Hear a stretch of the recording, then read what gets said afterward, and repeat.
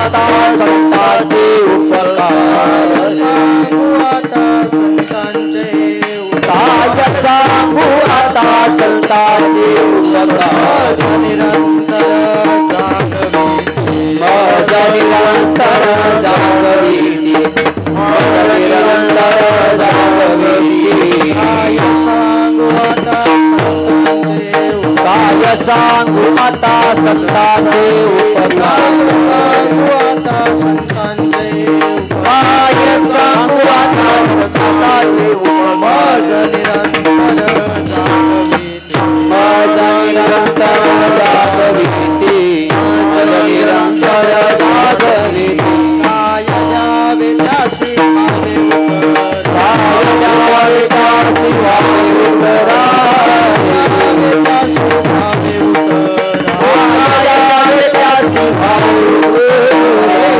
महामाई जीव थोडा देविता पाय जीव थोडा देविता पाय जीव थोडा सहज बोलणे चौपने सहज बोलणे चौपदी सहज बोलणे चौपने करुणी सायास शिकविते करुणी सायास शिकविते काय द्यावे त्यासी भावे उतरा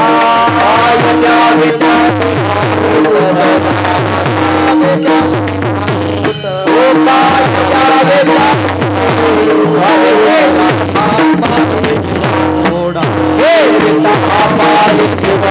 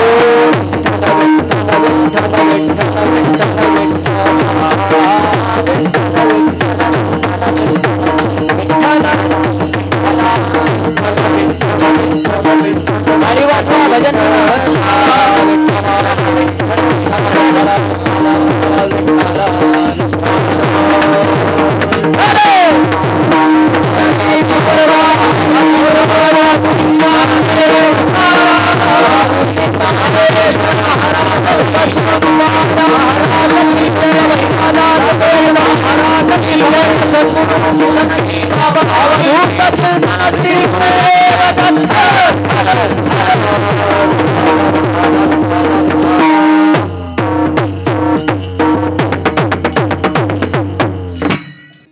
काय सांगू आता संतांचे उपकार, काय सांगू आता संतांचे उपकार, मज निरंतर जागविते.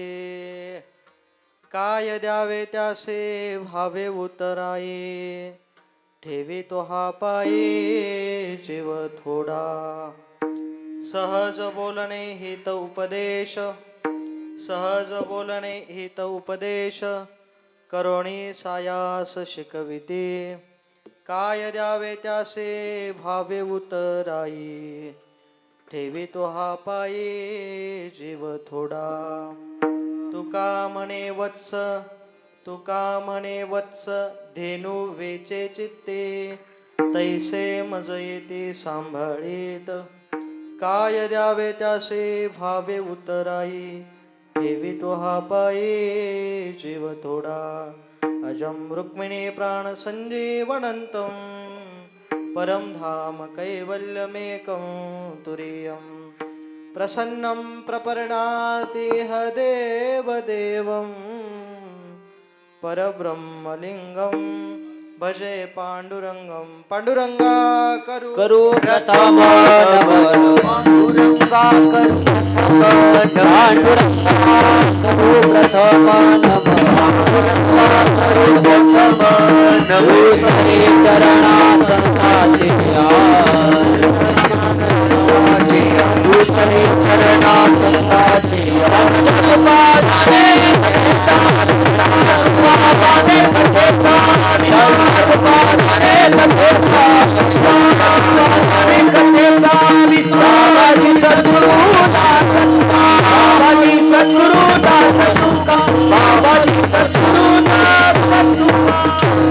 पांडुरंगा करू प्रथम नमन, दुसरे चरण संतांचे या. त्यांच्या कृपादाने कथेचा विस्तारू, बाबाजी सद्गुरु दास तुका. लोकाभिरामं रणरंगधीरं, राजीवनेत्रं रघुवंशनाथं. कारुण्यरूपं करुणाकरन्तं, श्रीरामचन्द्रं शरणं प्रपद्ये. मनोजवं मारुततुल्यवेगं, जितेन्द्रियं बुद्धिवता वरिष्ठं. वातात्मजं वानरयूथमुख्यं, श्रीरामदूतं शरणं प्रपद्ये. योऽन्तःप्रविश्य मम वाचमिमां प्रसुतां, सञ्जीवयत्यखिलशक्तिधरस्वधामनां.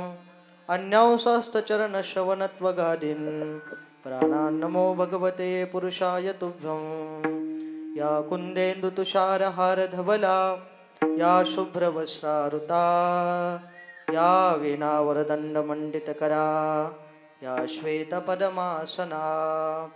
या ब्रह्माच्युतशङ्करप्रवृत्तिभिर्देवे सदा वन्दिता. सा मां पातु सरस्वती भगवती निशेषजाड्यापहा. हरी विठ्ठल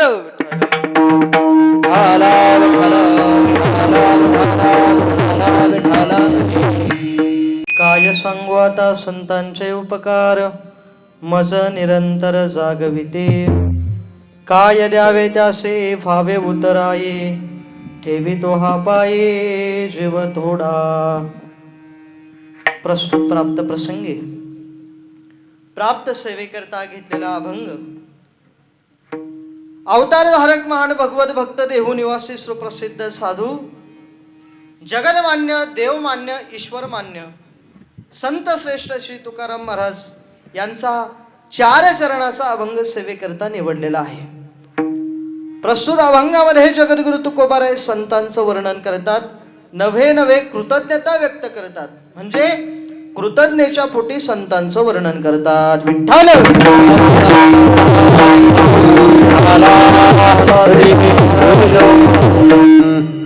या जगतावरती संतांचे अनन्य उपकार आहेत. तुकोबारायांनी त्याचं चिंतन केलंय. काय सांगू आता संतांचे उपकार, मज निरंतर जागविते. बाबा, त्या संतांचे या जगतावरती असणारे अनन्य उपकार आहेत. त्या उपकाराची परतफेड मात्र जीवाला करता येणार नाही. मज निरंतर जागविती. मग ते संत अज्ञानरूपी झोपेतून आपल्याला जागे करत असतात. मज निरंतर जागविते. मग असे जे संत आहेत त्यांना काय दिल्यानंतर आपल्या जीवाची पूर्तता होईल? काही जरी आपण त्यांना दिलं, आपल्याकडे देण्याकडेही काही नाहीये. सगळ्यात मौल्यवान असणारी वस्तू जरी आपण दान केली तरी त्याची पूर्तता होणार नाही. काय द्यावे त्यासे व्हावे उतराई, ठेवे तोहा पायी जीव थोडा. तुकोबाराय म्हणतात त्या संतांच्या पायावर आपण आपला जीव जरी काढून ठेवला ना महाराज तरी तो कमी आहे. सहज बोलणे हित उपदेश, करोणी सायास शिकविते. ते संत महात्मे सहज जरी बोलले तरी जगाचं कल्याण आहे. संत हे सहज बोलत असतात आणि तुमच्या आमच्यासारख्या जीवाचा संतांच्या बोलण्याचा परिणाम आपलं कल्याण होतं. एखादी गाय जर वनामध्ये गेल्यानंतर चरत असताना तिचं चित्त तिच्या घरच्या वासराजवळ असतं, तसं तुकोबराय म्हणतात या संतांचं चित्त या जगाच्या कल्याणाकरता आहे. संत हे सर्वत्र आपल्याला दिसतील, परंतु आपल्या आत्मकल्याणाची आपल्या उद्धाराची तळमळ संतांना नाही. जशी गाय वनामध्ये गेल्यानंतर तिला आपल्या जे वासरू आहे त्याचा कळवळा तिच्या अंतःकरणामध्ये निर्माण होतो, तसं जगताविषयी ज्यांच्या अंतःकरणामध्ये प्रेम निर्माण होतं ते मात्र संत असतात. विठ्ठल विठ्ठल तुका म्हणे वत्स धेनुवेचे चित्ते, तैसे मज येते सांभाळीत हो. असा संत आपला सांभाळ करत असतात. मग जे संत आहेत त्या संतांचं वर्णन या अभंगामध्ये तुकोबारायांनी केलंय. विठ्ठल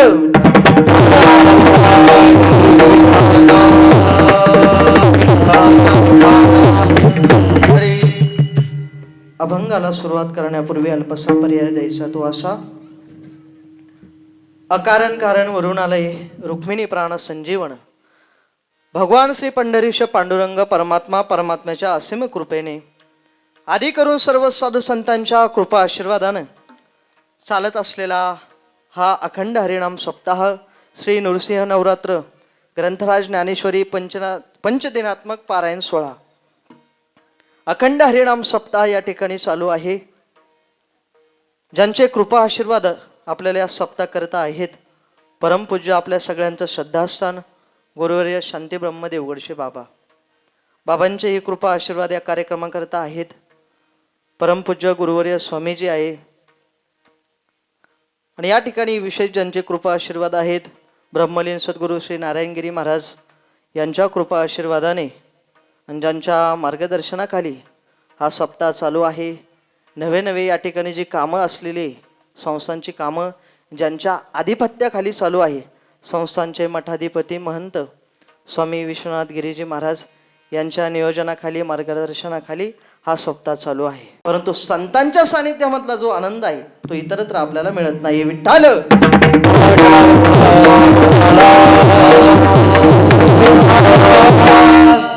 संतांच्या संगतीमध्ये हा आध्यात्मिक जीवनामध्ये जे काय उच्चांक असेल तो हा कार्यक्रम आहे.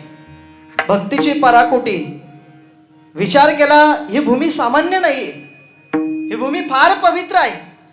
या भूमीवरती ज्यांनी तप केलं साधना केली, विशेष संत त्यांच्या जीवनामध्ये काय करत असतात याचं उदाहरण आपल्याला बघायचं झालं तसे संत बहिरा जातवेद महाराज यांच्या जीवनामध्ये जे काही जीवनामध्ये त्यांनी साधना केली त्या साधनेची किंमत आपल्याला करता येणार नाही.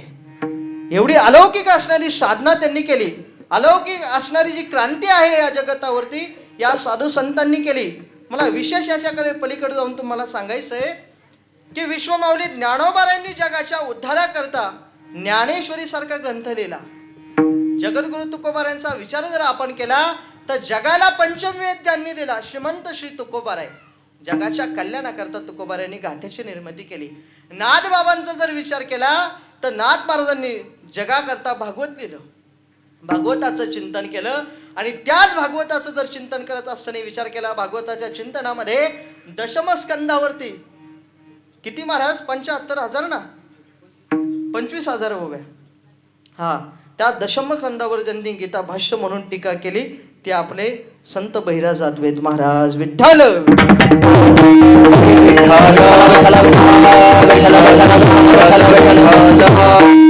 ही सामान्य गोष्ट आहे. नाथ महाराजांच्या काळामध्ये ज्या संतांचं जन्माला आले ते म्हणजे आपले महाराज. याचा विचार केला तर संत हे सामान्य भूमीमध्ये जन्माला येत नाही. जन्माला आल्यानंतर ज्या ठिकाणी त्यांना तप करण्याकरता योग्य जागा मिळत असेल, संत त्या ठिकाणी वावरत असेल. हे काय सामान्य परिसर नाहीये. जवळ गोदामाई आहे, गोदामातेचा परिसर आहे. विचार केला तर बाहेरच्या राज्यातून मोठे मोठे संत परिक्रमे करता येत असतात. कशा करता? त्यांच्या जीवनामध्ये साधना करण्याकरता. मग आपण किती भाग्यवान आहे. आपल्या उशाला आहे ना महाराज, तरी पण मला वाटत नाही की आपली साधना होत असेल. विठ्ठल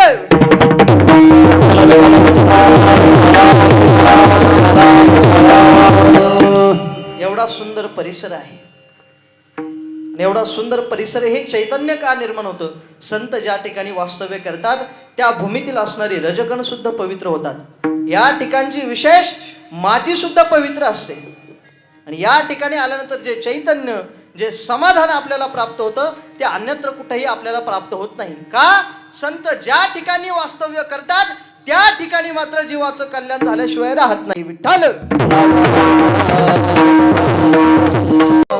कितीही पापी मनुष्य असू द्या, किती त्याच्या बुद्धी घसरण पाहू द्या, परंतु अशा वातावरणामध्ये आल्यानंतर त्याला मात्र आनंद प्राप्त होतो. आणि त्याच्या जीवनातील जे असणारे विचार आहे अशा आध्यात्मिक केंद्रावरती आल्यानंतर ते विचार थांबतात.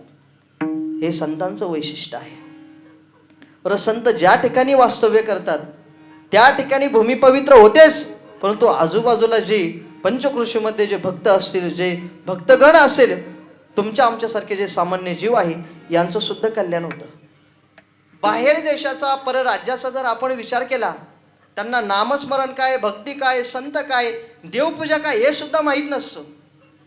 आपलं भाग्य एवढं जवळच आपल्याला पंचकृषीमध्ये श्री क्षेत्र नेवासा एवढं पवित्र ठिकाण आपल्याला मिळाले. त्रिभुवनी एक पवित्र अनादि पंचकोश क्षेत्र, जेथ जगाचे जीवनसूत्र श्री महालय असे. स्वतः भगवान परमात्म्याने या ठिकाणी अवतार घेतलाय. आणि त्याच परमात्म्याने अवतार घेतल्यानंतर संतांच्या रूपामध्ये सुद्धा देवाने अवतार घ्यावा. महाविष्णूचा अवतार सखा माझा ज्ञानेश्वर, विश्वमाऊली ज्ञानोबारांच्या रूपानेच तो परमात्मा आपल्याला ज्ञान देण्याकरता या ठिकाणी आला. इतिहास जर बघितला तर इतिहासामध्ये भगवान परमात्म्याने ज्या वेळेस मोहिनी अवतार धारण केला त्यावेळेस जे असणारा अमृत कलश आहे तो कलश त्या ठिकाणी सांडला आणि आपला उद्धार झाला नाही. आपल्याला ते अमृत मिळालं नाही. मग ते अमृत पुन्हा आपल्याला मिळण्याकरता तोच परमात्मा ज्ञानोबारांच्या रूपाने ज्ञानेश्वरी रूपी अमृत पाजण्याकरता आला. विठ्ठल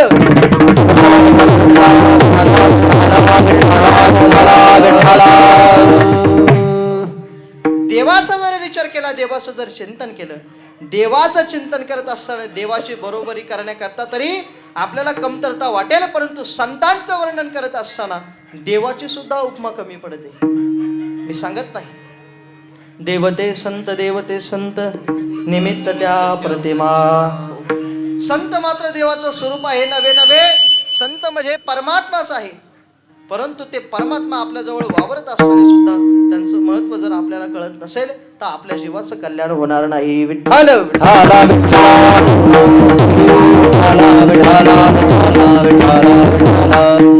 याच्या करता याच्यावर जीवनामध्ये जर मनुष्याला सुखी व्हायचं असेल तर सगळ्यात महत्वाचा मुद्दा जीवनामध्ये संत संगती ही फार महत्वाची आहे. संतांचं वर्णन, त्यांचं महत्व आपल्या जीवनामध्ये आपल्याला कळावं आणि ह्या हेतून तुकोबाराय कृतज्ञता व्यक्त करतात, या अभंगावरती चिंतन करतात. असा अभंगाचा भावार्थ आहे. सेवेला सुरुवात करण्यापूर्वी अल्पसा परिहार द्यायचा, तो असा परिहार पूर्ण दिलेलाच आहे. परंतु कार्यक्रमाकरता जी महाराज मंडळी उपस्थित आहेत हे फार मोठी गुणीजन वादक मंडळी आहे, गायक मंडळी आहेत. हे सहजासहजी प्राप्त होत नाही. परंतु आपल्या सप्ताहाकरता, या कार्याकरता ही मंडळी आपल्याला उपस्थित झालीच. काल पहिल्या दिवसाची ज्यांची कीर्तन सेवा झाली, आमचे गुरुबंधू गणेश महाराज तंतुरे तेही या ठिकाणी आहेत. त्यांच्याकडे व्यासपीठाची सेवा आहे. इकडं गायनाचार्य आमचे काशीनाथ महाराज टेकाळे तेही उपस्थित आहेत. इकडं गिरीधर महाराज जाधव तेही कार्यक्रमाकरता उपस्थित आहेत. महाराजांचा परिचय विश्वास महाराज टेके. हा विश्वास महाराज डिके तेही एक कार्यक्रमाकरता उपस्थित आहेत. इकडं आमचे मृदंगाचार्य कृष्णा महाराज तेही कार्यक्रमाकरता उपस्थित आहेत. पेटी मास्तर डिके मामा, बैरट मामा, डिके आणि बैरट आमचं जरा घोळ होतं बरं का, लक्षात येत नाही. बैरट मामा तेही या ठिकाणी उपस्थित आहेत. इकडं विनेकरी बाबा सगळे परिचित मंडळी आहे. आमचे शंकर महाराज तनपुरे तेही कार्यक्रमाकरता उपस्थित आहे. दोन्ही संस्थांचे चोपदार, हा वडीलधारी माणसं आहेत, माता माऊली आहेत, सगळेच कार्यक्रमाकरता उपस्थित आहेत. ज्यांची साऊंड सिस्टम आहे आमचे देवगडचे सेवेकरी शिंदे मामा तेही कीर्तनाकरता उपस्थित आहेत. सगळ्यांना धन्यवाद देतो आणि थोड्या वेळामध्ये आपल्याला अभंगाचा विचार करायचा आहे. विठ्ठल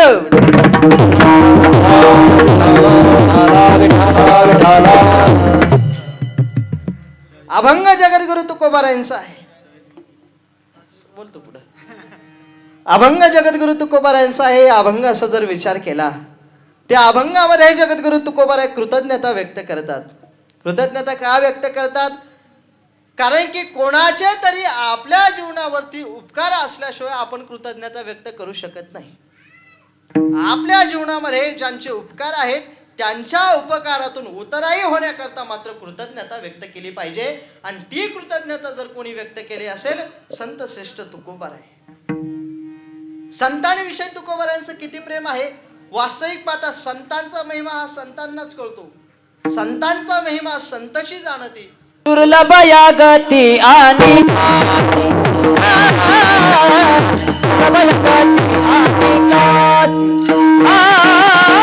दुर्लभ या गती आणि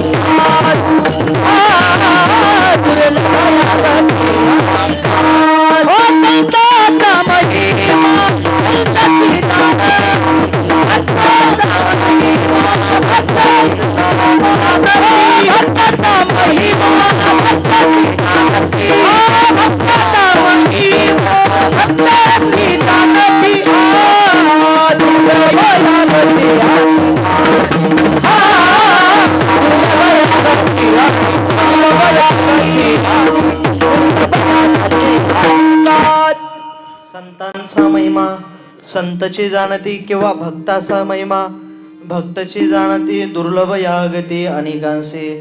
संतांचा महिमा संतांना जर विचारला तो त्यांना माहित आहे. कारण की अधिकारी पुरुषांना संतांचा महिमा माहिती असतो किंवा संतांचा महिमा जाणण्याकरता सुद्धा आपली वृत्ती सुद्धा संतांसारखी होणं आवश्यक आहे.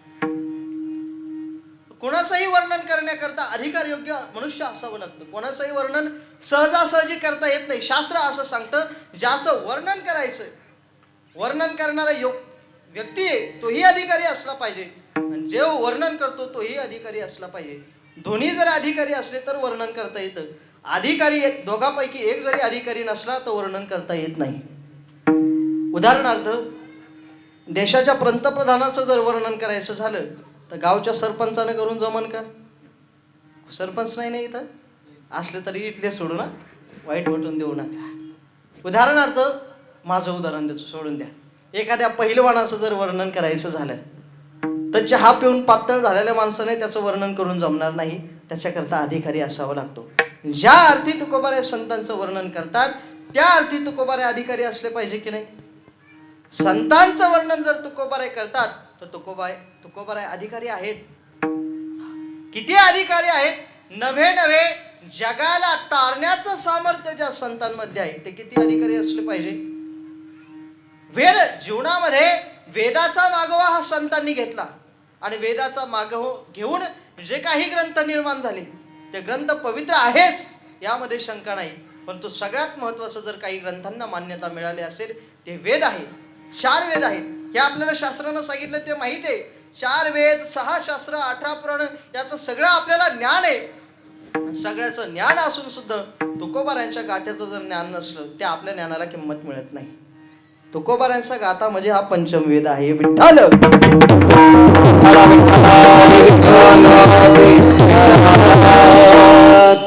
ज्या अर्थी संतांचं वर्णन करायचं त्या अर्थी संत हे श्रेष्ठ आहे. संतांचं श्रेष्ठत्व किती. संत हे तुमच्या आमच्या सामान्य जीवामध्ये जन्माला आले परंतु आपल्यामध्ये वावरत असताना राहत असताना सुद्धा त्यांनी परमात्म्याचे चिंतन कधीही सोडलं नाही. किती देवाचं चिंतन केलं महाराज. एवढं देवाचं चिंतन केलं, भजन केलं, त्यांचा एक क्षण सुद्धा कधी वायाला जात नव्हता.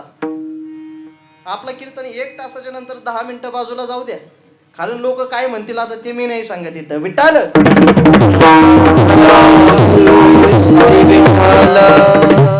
एरवी ज्ञानोबा म्हणतात, एरवी बैसी जे तरी हिंडवी दाही दिशा. या मनाचा जर विचार ज्ञानोबांनी केला, एखाद्या ठिकाणी मनुष्य बसल्यानंतर सर्वत्र त्याचं मन फिरून येतं. मात्र तो कीर्तनाला जरी बसला 10 वेळा घरी जाऊन येतो मनाने, बरं का, उठून जात नाही. उठून कीर्तन झाल्यानंतर तो जातोच, परंतु पुंडलिक वरदा व्हायच्या आधीच काही काही माणसं निघून जातात. म्हणून माझे मन मीची करी, माझ्या भजनी प्रेम धरी, सर्वत्र नमस्कारी मज एकाते. हे मन एकाग्र करणं फार अवघड आहे. आणि मन जर एकाग्र होत नसेल तर देवाचं चिंतन घडत नाही, परमात्म्याचं भजन घडत नाही, आणि संतांच्या संगतीमध्ये सुद्धा बसू वाटत नाही. का? मन एकाग्र नाही. मन का एकाग्र नाही? कारण ते शरीरावरती जर प्रेम वाढलं तर मन एकाग्र होत नाही. शास्त्र आपल्याला सुंदर राहण्याकरता का सांगतात? सुंदर राहावं, मनुष्याने सुंदर दिसलं पाहिजे. किती सुंदर? जेवढं आपल्या जीवनाला पोषक आहे. ज्याने संत ही चांगले आनंदाने आपल्या सोबत राहतील, देवही त्याच्या दर्शनाला गेल्यानंतर आपल्या भक्ताला पाहून देवाला सुद्धा प्रसन्न वाटावं, एवढं सुंदर अवश्य असलं पाहिजे. फारच येड्या गबाळ्यासारखं अंगाचा वास येईपर्यंत देवाच्या मंदिरात जातो, ते देवाला प्रसन्न होतं असं नाही. प्रसन्न राहिलं पाहिजे. मी नेहमी एक उदाहरण सांगतो. जास्त अहंकार जरी मनुष्याच्या अंतःकरणामध्ये निर्माण झाला तरी सुद्धा देवाचं चिंतन करण्याकरता, भक्ती करण्याकरता बाधा येत असते. जर एक महाराज असले तरी, एखादा विद्वान व्यक्ती असलाही तरी, अंगामध्ये कडक खादीचे कपडे घातले, पेपर कॉटन घातला आणि देवाच्या मंदिरात दर्शनाकरता गेला, साष्टांग दंडवत घालण्याकरता सुद्धा मनामध्ये संकोच यावा. कशा करता यायला पाहिजे? एक सोपं उदाहरण सांगतो. पंढरपूरच्या वारीला गेल्यानंतर परमपूज्य सद्गुरू श्री देवगडचे बाबा वारीला गेल्यानंतर पंढरपुरामध्ये 1-2 वर्षापूर्वी पाऊस झालेला होता, आणि त्या ठिकाणी गेल्यानंतर सुद्धा अशा अवस्थेमध्ये रोडवरती संपूर्ण चिखल आहे, आणि अशाही परिस्थितीमध्ये देवाला बाबांनी साष्टांग दंडवत घातला. हे संतांचं हृदय. आपल्या अंतःकरणामध्ये देवाचं दर्शन घेण्याकरता संकोच वाटावा. मला सांगा, कसं आपल्या जीवाचं कल्याण होणार आहे? हो, नाही होणार. विठ्ठल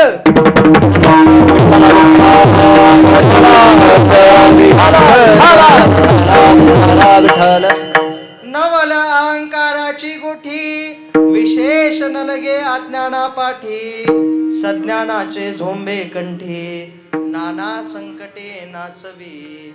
ज्ञानोबा सांगतात की अहंकार जरी मनुष्याच्या जीवनामध्ये जास्त झाला तो सुद्धा त्याला घातक आहे. सामान्य माणसाच्या पाठीमाग काय आहे? लागत नाही अहंकार. जो ज्ञानी मनुष्य आहे, ज्ञानाचा अहंकार जर त्याला झाला असेल, त्याच्या मात्र मानगुटीवरतीच तो बसतो आणि नाना प्रकारे त्याला नाचवायला लावतो. विठ्ठल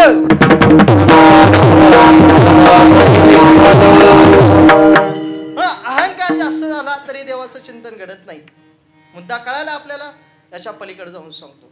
शरीरावरती प्रेम वाढलं, बाह्य अंगाने मनुष्य कितीही सुंदर दिसण्याचा प्रयत्न केला, भारी भारी परफ्यूम वापरले, सुंदर सुंदर साबण वापरले, याने बाह्य अंगाची शुद्धी मात्र होईल, परंतु अंतर्मनाची शुद्धी अशानं होणार नाही. अंतर्मनाची शुद्धी करण्याकरता संतांच्या संगतीमध्ये जावंच लागणार आहे. देवाचं चिंतन हे करावंच लागणार आहे.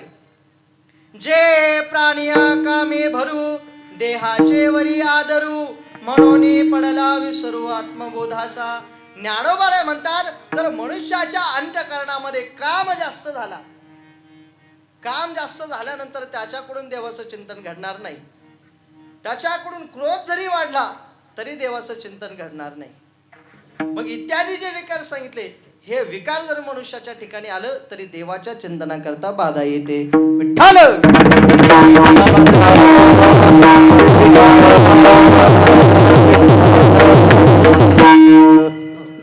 मनुष्याला त्याच्या जीवनामध्ये, याच्या जीवनामध्ये जर त्याचा कल्याणाचा मार्ग कोणता असेल तर संतांच्या संगतीमध्ये राहून देवाचं चिंतन त्याला हे करावंच लागणार आहे. याच्याशिवाय कोणतीही अनन्य गती त्याला प्राप्त होणार नाही. बुडाले तयासा मूळ ना मार्ग, लागला तो लाग सांडोनिया. या भवदुःखाच्या नदीतून अनेक जण तरुण जाण्याकरता निघाले, परंतु त्यांचा थांगपत्ता लागला का महाराज? ते कुठं वाहून गेले ते सुद्धा सापडले नाही. हे भवदुःखाच्या नदीचा आपण विचार करतो, ही एवढी सोपी नाहीये. पंचदशी असेल, शास्त्रकार असेल, पंचमहाभूत असेल, अनेक ग्रंथाचा विचार करा. या भवदुःख अशा नदीतून कोणीही आतापर्यंत तरुण गेलेलं नाहीये. जे तरुण गेले ते मात्र हजारो माणसातून, लाखो माणसातून एखादाच असा महात्मा असतो या भवदुःखाच्या नदीतून पलीकडे जातो. मनुष्याणाम सहस्रेषु कश्चित यतती सिद्धये यततामपि सिद्धाणाम कष्टीन माम व्यक्ती तत्वत. असा हजारो माणसामध्ये एखादाच महात्मा असतो जो त्या स्वरूपापर्यंत प्राप्त होतो. आणि आता विचार करा, त्या हजारो माणसामध्ये एक जो माणूस आहे तो आपण आहे की बाकीचे माणसं आहे? विठ्ठल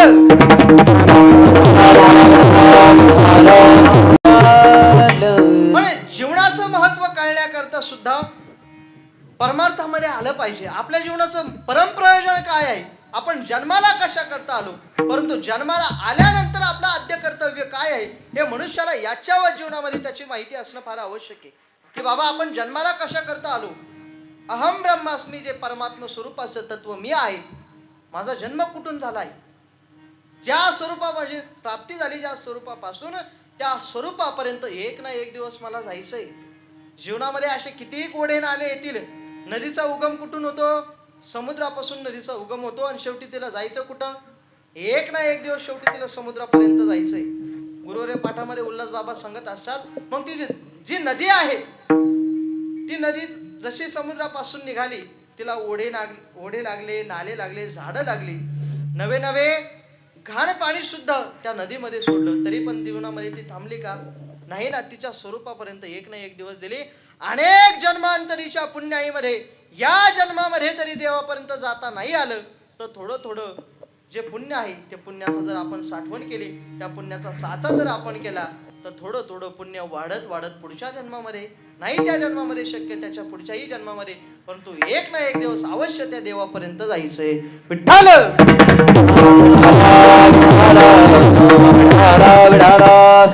मग तो कोणीही असू द्या, एखादा महात्मा असू द्या किंवा सामान्य जीव असू द्या, प्रत्येकाला मार्ग भिन्न नाहीयेत, सगळ्यांना मार्ग सारखेच आहेत.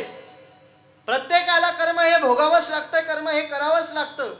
ज्ञानोबा सांगतात, कर्माशी शंभू मानी आपण किती पळशी कर्म भोग. कर्मापासून मनुष्य बाजूला जाऊ शकत नाही. कर्म त्याला करावंच लागतं. किती कर्म करावं लागतं. आपलं पुण्य संपल्यानंतर आपल्याला दुःख भोगावंच लागतं. जर मागच्या जन्मामध्ये जर आपलं पुण्य चांगलं असेल तर याच्यावर जीवन सुद्धा आपलं सुखानं जातं. मग जर आपण दुःख भोगत असू, किती परमार्थ करत असू, दुःख काही थांबायचं नाव घेत नाही. कधी कधी मनामध्ये विचार येतो की महाराज माझं दुःख कधी थांबत नाही. बाबा तुझं दुःख कधी सामन. ज्यांना विचारतो त्यांचं दुःख कधी संपलं नाही. तुझं दुःख संपू शकत नाही. जीवदशेला आल्यानंतर तुला ते दुःख भोगावं लागणार आहे. तू दुःख भोगतो यात नवल नाही, तुला कर्म करावं लागतं यात नवल नाही. संतांना सुद्धा त्यांचं दुःख भोगावं लागतं, त्यांना सुद्धा कर्म करावी लागतात. संतांचा विचार सोडून द्या, याच्या पलीकडे जाऊन जरी विचार केला तर देवाला सुद्धा कर्म चुकत नाही. मग पुण्याची पावटी सरे, सवे इंद्रपणाची उटी उतरे, आणि येऊ लागती माघारे मृत्यू लोका. ज्ञानोबा सांगतात, देवाचं सुद्धा पुण्य संपल्यानंतर त्याच्या सुद्धा पुण्याचा क्षय होतो आणि त्याला सुद्धा दुःख भोगण्याकरता कुठे यावं लागतं? मृत्यू लोकामध्ये यावं लागतं. कशा करता यावं लागतं मृत्यू लोकामध्ये? दुःख भोगण्याकरता. बरं, ज्ञानोबांनी इंद्रपद भेटण्याकरता ही उपाय सांगितले. कोणाला पाहिजे का इंद्रपद?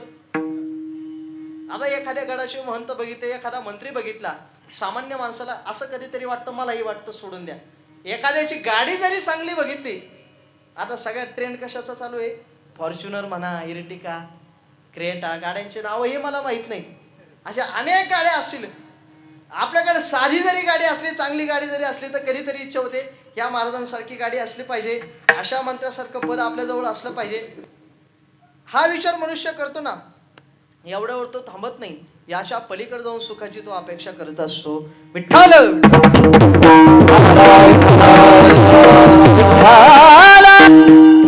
परंतु आतापर्यंत सुखी कोणी भेटला असं आपल्याला सांगता येत नाही.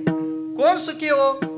राजा जरी असला तोही दुःखी आहे आणि एखादा गरीब जरी असला तोही दुःखी. जो देखे सो दुखिया बाबा, जो देखे सो दुखिया बाबा, सुखिया कोई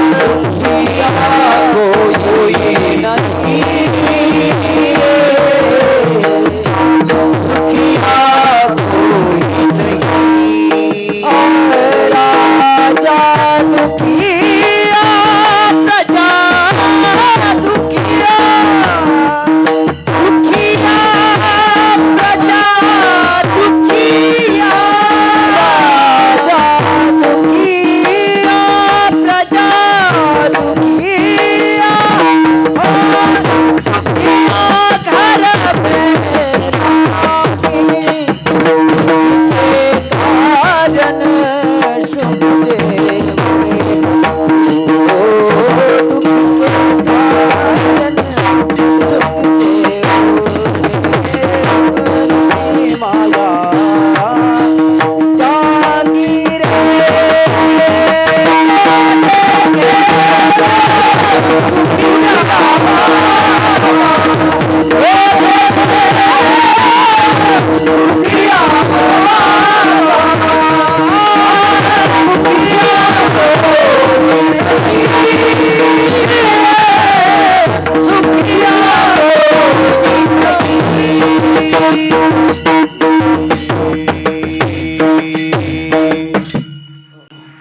तो कोणाच्याही जीवनाचा अपरविचार केला तो कोणीही आपल्याला सुखी सापडत नाही. ज्याच्याकडे बघावं त्याच्याकडे गेल्यानंतर त्याचं दुःख मात्र आपल्याला कळत असतं. कोणीही असू द्या, संसारामध्ये तुम्ही आम्ही जन्माला आलो यात नवल नाही. संत सुद्धा संसारामध्ये जन्माला आले. कोणत्या संसारामध्ये? जीवाच्या ठिकाणी शास्त्रानं जो संसार सांगितलाय, जन्माला येणं याला संसार म्हणतात. मग तो संसार कुठपर्यंत थांबतो का? तो थांबत नाही. काही ना काही कष्ट केल्याशिवाय संसार थांबत नाही. कितीही कष्ट करा तरी सुद्धा आपलं दुःख संपायचं नाव घेत नाही. बरं, आतापर्यंत शास्त्रानं असं चिंतन केलंय, कुणीही सुखी आहे नाहीये. काही गोष्टींचा जर विचार परिपूर्ण अंगाने विचार केला, देवानं सगळ्यांनाच सगळ्या गोष्टी आतापर्यंत दिल्या हे आपल्याला काही माहित नाही. दिल्या नाही कोणला, याच्यानंतर सुद्धा देण्याची शक्यता नाही. आणि कुणाला दिले असेल तर मला सांगा, मी जाऊन भेटतो. विठ्ठल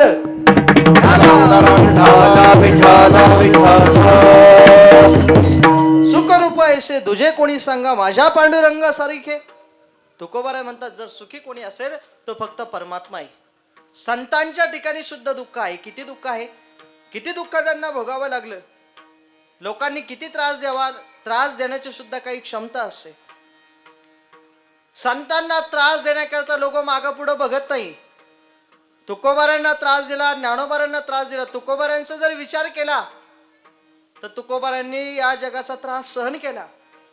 नवे नवे जो गाथा निर्माण केला, तो गाथा सुद्धा इंद्राणीच्या डोहामध्ये बुडवण्याकरता तुकोबारांना भाग पाडलं. किती त्रास द्यावा.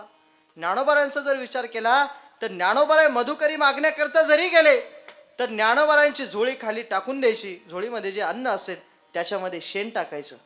विचार करा, हीच गोष्ट आपल्या सोबत घडली तर आपल्याला राग येणार नाही? जगाचा राग आला, ज्ञानोबारांना राग आला. ज्ञानोबाराय घरी गेले, दाराची ताटी लावली. मुक्ताबाईनं जो ज्ञानोबारांना केलेला उपदेश आहे तो आपल्याला माहित आहे. संतांचा महिमा संतांना कळतो. मुक्ताई आपल्या दादाला सांगतात, ज्ञानोबाराय सांगितलं, दादा हा राग सोडून द्या. विश्व रागे झाले वनी संती सुखे व्हावे पाणी. हे संपूर्ण जग तुमचं आहे. परमात्मा अंशाने हे जग भरलेलं आहे. तुम्हीच ज्ञानेश्वरीमध्ये सांगताना, दादा हे विश्वाची माझे घर, ऐसी मती जयाची स्थिर, किंब होणा अशराशर व्यापक झाला. परमात्मा अंशाने संपूर्ण जग भरलेलं आहे. आणि जे काही आपल्या वाटेला दुःख येत असेल हे परमात्म्याचंच काही नियोजन आहे. याच्या मध्ये तुम्ही विचार करू नका. जगाचं कल्याण तुमच्या हातून घडायचंय आणि जगाचं कल्याण हे तुम्हीच करणार आहे. कुणी या जीवाचं कल्याण करू शकत नाही. विठ्ठल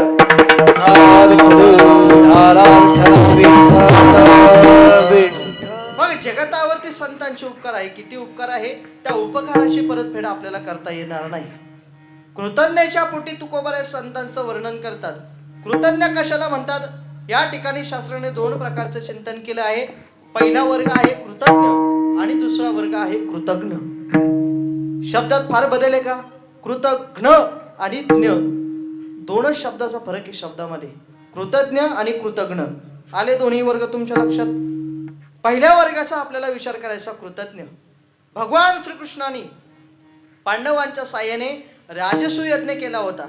आणि तो यज्ञ केल्यानंतर त्या यज्ञामध्ये सगळ्यांना आपापली कामे वाटून दिली. पात्र उचलण्याकरता स्वतः कोण होतं? भगवान परमात्मा. आपण पंक्तीमध्ये सप्तामध्ये जे अन्न प्राशन करतो, जे अन्न ग्रहण करतो, ते आपली जी पत्रावळी असते उष्टी, अशा उष्ट्या पत्रावळ्या कोणी उचलल्या? भगवान परमात्माने. पात्र उचलण्याकरता स्वतः परमात्मा होते. आणि हे पाहून सुखदेवजीला सुद्धा वाटलं की एवढा मोठा प्रसाद त्या ठिकाणी आहे, स्वतः परमात्मा त्या ठिकाणी आहेत. पात्र उचलण्याचं काम जर परमात्मा करत असेल, मी सुद्धा त्या ठिकाणी जाऊन काहीतरी केलं पाहिजे. त्या ठिकाणी आले आणि आल्यानंतर तो पवित्र प्रसाद मलाही प्राप्त व्हावा म्हणून शुकाचार्यांनी काय केलं? एक भाताचं शीत पडलेलं खाल्लं. आणि पांडवांचे माझ्यावरती ऋण झाले, उपकार झाले. कशाने उपकार झाले? त्यांच्या यज्ञातील फक्त एक भाताचं शीत खाल्लं म्हणून पांडवांचे माझ्यावर ऋण झाले, उपकार झाले, आणि ते उपकार फेडण्याकरता परीक्षिती राजाला श्रीमद भागवत कथा कोणी सांगितली? शुकाचार्याने सांगितली. याला म्हणतात कृतज्ञ. आणि दुसरा वर्ग ऐका, दुसरा वर्ग आहे कृतज्ञ. आगे भजन करा मग सांगतो. विठ्ठल विठ्ठला विठ्ठला विठ्ठला विठ्ठला. काय झालं? एक मनुष्य पिलेला होता. बिस्लरीची बॉटल नाही तुम्हाला, मला काय सांगायचं तुमच्या लक्षात आलं असेल. तो फार पिलेला होता, शेतकरी होता. शेतीमध्ये जात असताना काय झालं, त्याच्या हातून बैलगाडा चालवत होता आणि बैलगाडा चालवता चालवता बैलाचा दोर त्याच्या हातातून निसटला. तो पिलेला होता, देहभान रहित असलेला तो. आणि ज्यावेळेस बैलगाडा जोरजोराने पळू लागला, बैलाचा दोरा सुटला आणि त्या बैलगाड्यासमोर एक 3-4 वर्षाचं लहान मुलगा आला, बाळ आलं. 3-4 वर्षाचं. तो पिलेला होता तरी त्याला लक्षात आलं. त्याने लांबून ओरडून सांगितलं, त्या बाळाचं घर जवळ होतं, त्याची आई दारामध्ये उभा होती. त्याने ते बघितलं, सांगितलं, ओ ताई, अहो तुमच्या मुलाला रस्त्याच्या बाजूला घ्या, माझ्या हातून बैलाचा दोरा सुटलेला आहे. ती बाई जरा भांडकुजळ होती. तिनं सांगितलं, अरे मुर्द्या, माझ्या मुलाच्या केसाला तर धक्का लाव, मग बघते. पाहता पाहता काय झालं, तो जो बैलगाडा आहे त्या मुलाच्या अंगावरून गेला. आता ते लोखंडी चाक किती जड असतं आपल्याला माहिती आहे. तो मुलगा तिथल्या तिथे ग्रतप्राण झाला, मरण पावला. ती बाई जरा भांडकुदळ होती. तिनं काय केलं, कोर्टामध्ये केस टाकली. आणि कोर्टामध्ये केस टाकल्यानंतर हा घाबरला ना, आता त्याची उतरल्यानंतर तो शुद्धीवरती आला. आणि शुद्धीवरती आल्यानंतर त्याने वकील पाहायला सुरुवात केली. आता फार अवघड झालं म्हणे, या पिण्याच्या नादात एका केसमध्ये अडकलो म्हणे, आता काय केलं पाहिजे. वकील तर शोधला पाहिजे ना, मला वाचवायला पाहिजे, कारण की माझीही चूक नाही. ते बाळ लहान आहे, त्याला काय कळतं, परंतु त्याच्या आईला कळत होतं. मी बोललो होतं की नाही, तुमच्या मुलाला रस्त्याच्या बाजूला घ्या. त्या बाईनं काय त्या मुलाला रस्त्याच्या बाजूला घेतलं नाही. मग काय केलं पाहिजे, त्यानं वकील पाहिला. पाहता पाहता त्याला एक वकील सापडला. वकील साहेब म्हणाले, तुला मी या केसमधून निर्दोष मुक्त करतो, परंतु माझी फी जरा जास्त आहे. याने विचारलं किती? वकील साहेबांनी सांगितलं 1 लाख रुपये. हा म्हणाला, वकील साहेब, मी मोठा शेतकरी म्हणे, तुम्हाला 2 लाख रुपये देतो, फक्त मला या केसमधून एकदा वाचवा तुम्ही. वकील साहेबांनी सांगितलं, काही काळजी करू नको, तुला वाचवतो. उद्या कोर्टामध्ये गेल्यानंतर न्यायाधीश साहेबांनी तुला काही विचारलं, फक्त काय म्हणायचं, बुईंग, एवढंच म्हणायचं. दुसऱ्या दिवशी कोर्टामध्ये दोन्ही वकील आले, दोन्ही केस ठिकाणी आल्या. ती बाई आली ना, हाही त्या ठिकाणी आला. गेल्यानंतर न्यायाधीश साहेबांनी त्याला विचारलं, का रे बाबा, तुझं नाव काय? हा म्हणाला, बोईंग. तुझ्या गावाचं नाव काय? हा म्हणाला, बोईंग. वकील साहेबांच्या केस लक्षात आली. त्या बाईला विचारलं, त्या बाईनं सांगितलं, न्यायाधीश साहेब, हा वेडा नाही म्हणे, हा शहाणा आहे, हुशार आहे म्हणे. ज्या वेळेस त्याचा बैलगाडा दूर होता त्यावेळेस त्याने मला ओरडून सांगितलं, ताई, तुमच्या मुलाला रस्त्याच्या बाजूला घ्या. मी का बाजूला घेऊ? न्यायाधीश साहेबांच्या लक्षात आलं, चूक या बाईची. तिनं तिच्या मुलाला बाजूला घेतला नाही. केस निर्दोष मुक्त झाली, सुटका झाली त्याची. त्याला आनंद वाटला. बाई तिच्या घरी निघून गेली, हाही आपल्या घरी निघून गेला, वकील साहेब आपल्या घरी निघून गेले. विषय तिथला तिथं सोडला. परंतु 10 दिवस झाले, 15 दिवस झाले, महिना झाला, वकील साहेबाची फी काही अजून आली नाही. वकील साहेबांनी विचार केला, आपण याच्या घरी जाऊ. वकील साहेबाकडे बुलेट होती. जेच गाडीला किक मारली, त्याच्या घरी आले. त्याच्या घरी आल्यानंतर याने बघितलं, वकील साहेबाला सांगितलं, राम राम वकील साहेब, चहा पाणी, पोहे, काही नाश्ता पाणी. वकील साहेबांनी सांगितलं, बाबा ते काही नको, मी तुझ्याकडे फी मागण्याकरता आलो, गुपचूप माझे 2 लाख रुपये दे. हा म्हणाला, बोईंग. वकील साहेबांनी सांगितलं, अरे बाबा, मी तुला इथं नाही, ते कोर्टात म्हणायला सांगितलं होतं. हा म्हणे, बोईंग. अरे बाबा, ठरल्याप्रमाणे निदान 50,000 रुपये तरी दे म्हणे. हा म्हणाला, बोईंग. अरे निदान 5,000 रुपये तरी. हा म्हणाला, बोईंग. अरे निदान गाडीच्या पेट्रोल इतके तरी पैसे दे. हा म्हणाला, बोईंग. विनोदाचा भाग सोडून द्या. या दृष्टातून जर आपल्याला काही घ्यायचं असेल, महत्वाचा मुद्दा असा आहे, याला म्हणतात कृतज्ञ. केलेल्या उपकाराची जाण न ठेवणे याला म्हणतात कृतज्ञ. आणि संत या वर्गात मोडत नाही. संत हे कृतज्ञ आहेत, ज्यांनी जगावरती उपकार केले आणि त्यांच्या उपकाराची परतफेडा आपल्या जीवाला मात्र होऊ शकत नाही. मग संतांचे जगतावरती जे उपकार आहेत त्या संतांना आपण शरणच गेलं पाहिजे आणि त्यांचंच चिंतन केलं पाहिजे. अभंगाचं काय सांगू आता, काय सांगू आता, संतांचे उपकार, काय सांगू आता, आता काय सांगू आता, काय सांगू आता, संतांचे उपकार काय सांगू आता, काय सांगू आता, काय सांगू आता, संतांचे उपकार, काय सांगू, काय सांगू आता, काय सांगू आता, संतांचे उपकार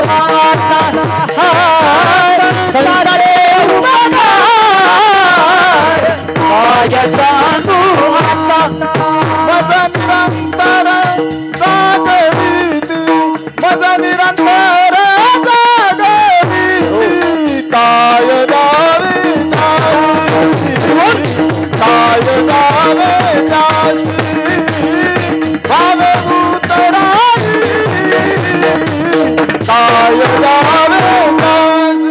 काय द्यावे जासी, मज निरंतर जागविती, मज निरंतर जागविती, काय द्यावे जासी, काय द्यावे जासी, भावे उतराई,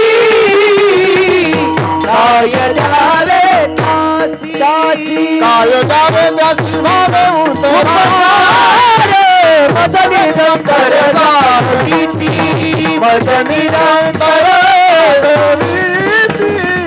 मज निरंतर आता संतांचे उपकार भज निरंतर जागविती, भज निरंतर जागविती, भज निरंतर जागविती.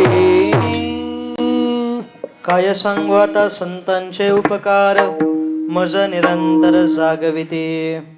म्हणून त्या संतांचे उपकार सांगता येत नाही. ते संत काय करत असतात, आपल्याला नित्य निरंतर जागे करत असतात. उठा जागे वारे आता, स्मरण करा पंढरीनाथा, भावे चरणी ठेवा माथा, सुखवी व्यथा जन्माच्या. जी जीवाला लागलेली अज्ञानरूपी झोप आहे, या झोपेतून संत महात्मे आपल्याला जागे करत असतात. झोपेचे अनेक प्रकार आहे. ते प्रकार सांगता सांगता आपली वेळ मर्यादित आहे, आपण पुढे निघून जाऊ. झोपेचे अनेक प्रकार आहे. अशा झोपेतून संत आपल्याला जागे करतात का? या झोपेतून संत महात्मे आपल्याला जागे करत नाही. तर कोणत्या झोपेतून संत आपल्याला जागे करतात? जीवाला जी लागलेली अज्ञान रूपी झोप आहे, या झोपेतून संत जागे करत असतात. अविद्येची अनिदा विश्व स्वप्नांचा हा धंदा भोगीत होता प्रबोधा अनादि जो. जी अविद्यारूपी जीवाला लागलेली जी झोप आहे, या झोपेतून संत महात्मे जागे करत असतात आणि जगाला ते शहाणपण शिकवतात असतात. शहाणपण कोणतं? जो ज्याच्याकडे आध्यात्मिक ज्ञान आहे, त्या ज्ञानाचं रूपांतर सेवेत आहे, त्याला शहाणपण म्हणतात. नाही तर आपण शहाणपण हा शब्द कुठेही लावतो. विठ्ठल विठ्ठल विठ्ठल विठ्ठल विठ्ठल. अशा झोपेतून संत महात्मे करतात. आपल्या जीवाच्या ठिकाणी जे अज्ञान आहे, संतांचं महत्व आपल्याला कळत नाही, देवाचं महत्व आपल्याला कळत नाही, भगवत चिंतन आपल्याकडून घडत नाही, हे मोठं अज्ञान आहे. आणि अशा अज्ञानातून संत आपल्याला जागे करत असतात. नवे नवे विनोदाने संत त्याचं चिंतन करतात. उठा उठा साधू संत, साधा आपले हित, गेला गेला हा नरदेह, मग कैसा भगवंत. पाठामध्ये नेहमी हा विषय यायचा. उठा उठा साधू संत, साधा आपले हित, गेला गेला हा नरदेह, मग कैसा भगवंत. उठा उठा साधू संत. जगाने उपदेश करावा का साधू संतांना उठण्याकरता? किंवा संतांनी साधू संतांकरता सांगावं की उठा उठा साधू संत? हा साधू संत उठा म्हणजे कोणाला म्हटलं हे? बारकाईने आपण काकडा करतो, भजन म्हणतो, नेहमी संतांची वचन आपण ऐकतो, परंतु त्या संतांच्या बारकाईने जर विचार केला तर आपल्या जीवनावरती आधारित ते वचन आहे. संत वचनाचा आपण विचार केला पाहिजे. एका उदाहरणाद्वारे गुरुवर्य पाठामध्ये माऊली हे उदाहरण पटवून देत असतात. एखादी आई आहे, त्या आईचं बाळ शाळेमध्ये जात नाहीये, शाळेमध्ये जात नसतं, थंडीचे दिवस असतात. आई सांगते, बाळा उठ, तुला शाळेत जायचंय. ते काही उठत नाही. आई झोपू दे ना अजून 5 मिनिट, शाळेची वेळ अजून झालेली नाहीये. आई परत उठवते, ते उठत नाही. मग आई शेवटचं काय करते, शेवट एकदाच सांगते आई. आई म्हणते, बाळा तुझं एवढं हुशार आपल्या गावात कोणी नाहीये, आपल्या घोगर गावात कोणी नाहीये. तुझ्या एवढं हुशार, तू सगळ्यात जास्त हुशार आहे. आणि असं म्हटल्यानंतर त्याच्या ठिकाणी काय होतो, अहंकार जागृत होतो, त्याला आनंद वाटतो. वा, मी सगळ्यात हुशार आहे, बाकीचे सगळे मूर्ख आहे म्हणे. माझे जे मित्र आहेत त्यांना काही कळत नाही. आई मला हुशार म्हणले ना, आता झोपेचं सोंग घेता येत नाही. तो उठून आनंदाने उभा राहतो. आई लवकर आवर, मला शाळेत जायचं, शाळेत जातो. कशा करता आई त्याला हुशार म्हणते ना, उठून शाळेत गेला लवकर. का? त्याचं शहाणपण त्याच्या ठिकाणी आलं, हुशार म्हटलेलं. मग त्यानं विचार केला, आई ज्या अर्थी मला हुशार म्हटली त्या अर्थी मी हुशारासारखं वागलं पाहिजे आणि शाळेमध्ये गेलं पाहिजे. मग ज्या अर्थी संत आपल्याला ते वचन वापरतात, उठा उठा साधू संत, हे साधू संत करता नाही, आपल्या करता आहे. आपल्याला साधू संतांची उपमा दिली. कशा करता? साधू संतांचं शहाणपण, त्यांची बुद्धिमत्ता आपल्या ठिकाणी यावं आणि आपलं सुद्धा कल्याण व्हावं. विठ्ठल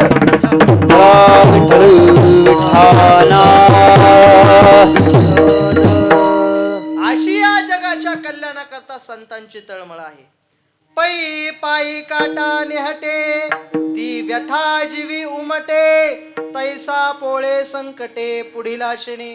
ज्ञानोबरांनी असं वर्णन केलंय, आपल्या पायामध्ये जर एखादा काटा रुतला, काटा माहिती आहे सगळ्यांना, पायामध्ये जर काटा रुतला, तो काटा पायामध्ये आपल्याला घुसलाय, परंतु पायाला वेदना होते का? होते ना, पायाला वेदना होतात, परंतु पाणी मात्र डोळ्यातून येतं. बरं, पायाचा आणि डोळ्याचा काय संबंध? शरीर काय भिन्न आहे का? पायाला जर काटा घुसला आणि व्यथा मात्र डोळ्याला होत असेल, तर या जगाचं चिंतन ज्ञानोबारांनी केलं. जसं पायाला काटा घुसल्यानंतर व्यथा मात्र डोळ्याला व्हावा, तसं आपल्या जीवाला जर दुःख झालं, याचं दुःख संतांना आहे. जर आपल्याला सुखाची प्राप्ती झाली, त्याचा आनंद मात्र संतांना आहे. विठ्ठल विठ्ठला विठ्ठला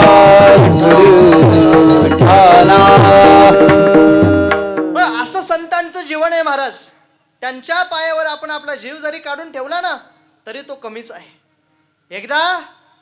एक वेळेचा प्रसंग, नारद महर्षी भगवान श्रीकृष्णाच्या दर्शनाकरता गेले. आणि दर्शनाकरता गेल्यानंतर नारद महर्षीनं असं बघितलं, त्यांना आश्चर्य वाटलं. भगवान परमात्मा संत पूजा करीत होते. आपण तुम्ही आम्ही करतो ती कोणती पूजा? देवपूजा. आणि जो परमात्मा करतो त्या पूजेला म्हणावं संत पूजा. स्वतः परमात्मा आपल्या घरामध्ये बसले, एका पाटावरती सगळ्या संत मंडळीचे फोटो मांडले, नारदजीचा सुद्धा फोटो त्याच्यामध्ये होता आणि स्वतः परमात्मा त्यांची पूजा करत होते. नारदाला जरा आश्चर्य वाटलं, कारण की पहिल्याच वेळेस भगवंताच्या पूजेच्या वेळेमध्ये नारदजी आले होते. नारदाला ते आश्चर्य वाटलं. नारदाने देवाला विचारलं, देवा आम्ही सगळे संत मंडळी तुझी पूजा करतो, तू आमची पूजा कशा करता करतो? काय कारण आहे? संपूर्ण जगाचा असणारा तू मालक आहे. वृक्षाची पाने हाली ज्याची सत्ता, राहिली आणता मग कोठे? झाडाचं पान सुद्धा तुझ्या सत्तेशिवाय हलत नाही. संपूर्ण जगाचा मालक चालक तू असणारा परमात्मा आहे, आणि तुला काय गरज आहे देवा? त्यावेळेस देवाने सांगितलं, नारदा त्या संतांचा महिमा मी तुला सांगू शकत नाही. नारदाने विचारलं, देवा ज्या अर्थी तू संतांची पूजा करतो त्या अर्थी संतांमध्ये काहीतरी विशेष असलं पाहिजे, ते मला तू सांग. असं म्हटल्यानंतर देवाच्या डोळ्यात पाणी आलं. पाणी आल्यानंतर परमात्मा सांगतो नारदाला, नारदा ऐक, माझ्याकडे शब्द नाहीत संतांचं वर्णन करण्याकरता, मी संतांचं वर्णन करू शकत नाही. नारदाने सांगितलं, देवा असं काय करतो? तुला माहित नाही, असं होत नाही, तू मला सांग.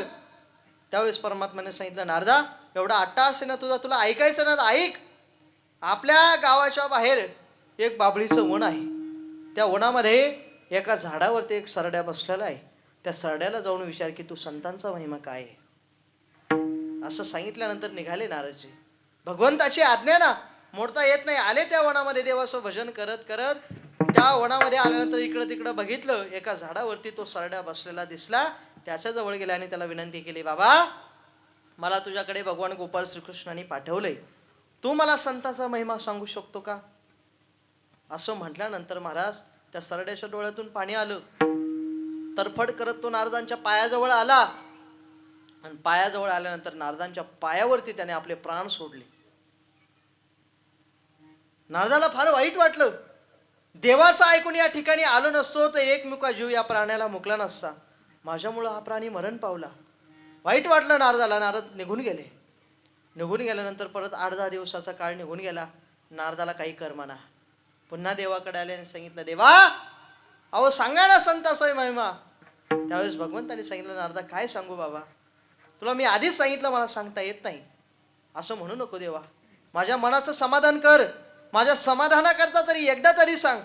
त्यावेळेस भगवान परमात्मा म्हणतात, नारदा तुला ऐकायचं ना ऐक. आपल्या गावचे जे पाटील आहे त्या पाटलाच्या अंबराईमध्ये, आंब्याच्या वनामध्ये एका आंब्याच्या झाडावर एक पोपट बसलाय. त्या पोपटाला जाऊन विचार की तू संतांचा महिमा काय आहे. असं विचारल्यानंतर महाराज नारदाला थोडं वाईट वाटलं. देवाने असं सांगितल्यानंतर, देवा काय मस्करी करतो, अरे तो सरड्या मेला आणि तू आता पोपटाचं नाव सांगतोय, तू काय संतांचा महिमा सांगू शकतो का. असं म्हटल्यानंतर भगवान परमात्मा, नारदा माझी आज्ञा म्हणून जा. निघाले नारजी. जाता जाता त्या वनाजवळ आले. त्या झाडावरती, त्या आंब्याच्या झाडावरती तो पोपट बसलेला दिसला. त्याला विचारलं, बाबा मला तुझ्याकडे भगवान गोपाळ श्रीकृष्णाने पाठवलंय, तू मला संतांचा महिमा सांगू शकतो का. त्यावेळेस त्या पोपटाच्याही डोळ्यात पाणी आलं.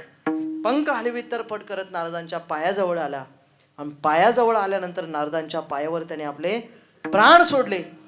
नारदजींना फार वाईट वाटलं.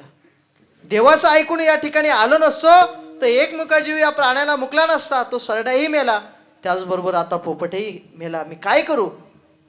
जड अंतकरणाने वाईट वाटलं. घरी निघून गेले. आता देवाला संतांचा महिमा विचारायचा नाही, तो सांगतही नाही आणि आपणही त्याला का विचारावं, सोडून दिला विषय. ह्या वेळेस मात्र 1-2 महिने निघून गेले, परंतु नारदाला काही विषय काय शांत बसून देत नाही. नारदजीला काही कर्मना. आता देवाला मात्र संतांचा महिमा विचारायचा निश्चय करून गेले आणि देवाजवळ आले आणि सांगितलं, देवा आता मला बाकीचे काही कारण सांगू नको, संतांचा महिमा सांग. त्यावेळेस भगवंताने सांगितलं, नारदा तुला संतांचा महिमा ऐकायचा ना ऐक. आपल्या गावातील जो राजा आहे त्या राजाला 12 वर्षापासून एकही मूलबाळ नाही. आत्ताच काल परवा त्याला एक मुलगा झालेला आहे 2-3 दिवसाचा. त्या मुलाला जाऊन विचार की संतांचा महिमा काय आहे. नारदाने हात जोडले आणि सांगितलं, भाऊ तुझा संतांचा महिमा तुझ्याकडेच ठेव. तो सरडा मेला, त्याचं कोणी मागे पुढे बघणारं नव्हतं. तो पोपटही मेला, त्याचंही कोणी मागे पुढे बघणारं नव्हतं. आणि जर का राजाच्या मुलाला काही कमी जास्त झालं तर राजा मला जिवंत सोडणार नाही. भगवंताने सांगितलं, नारदा माझी आज्ञा म्हणून जा. निघाले नारदजी. देवाचं भजन करीत राजवाड्यामध्ये आले. प्रधानाने बघितलं, आनंद झाला. पळत गेले, राजेसाहेब राजेसाहेब फार मोठी आनंदाची गोष्ट आहे, फार मोठं भाग्याचा उजळ आपल्या या ठिकाणी झालाय. आपल्या राजवाड्यामध्ये संतांचे पाय लागले, फार मोठा आनंद आहे. असं सांगितल्यानंतर राजाला आनंद वाटला. आत्ताच मला मुलगा झाला आणि माझ्या घरी संतांचं दर्शन होत आहे, किती मोठी भाग्याची गोष्ट आहे. राजाला आनंद झाला. फार आदर आतिथ्य केलं.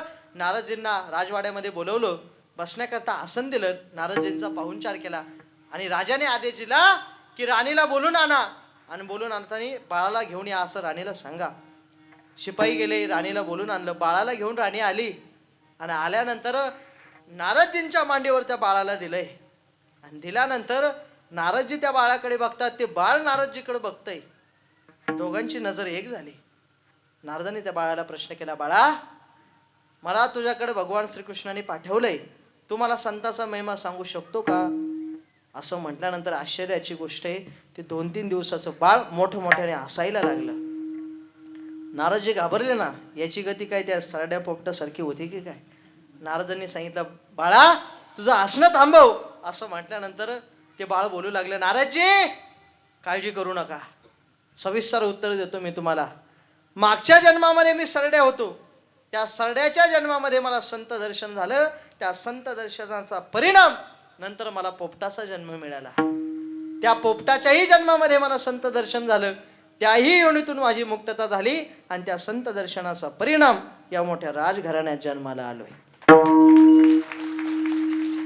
संतांच्या पायावर जीव जरी काढून ठेवला ना महाराज तरी तो कमी आहे. असे अनन्य उपकार या जगतावरती संतांचे. पण त्या संतांच्या पायावर आपण आपला जीव जरी काढून ठेवला, किती त्यांचं चिंतन केलं, काही जरी देण्याचा प्रयत्न केला, त्यांची पूर्तता होणार नाही. अभंगाचं दुसरं चरण. वावे काय देवतासी वावे उतराई काय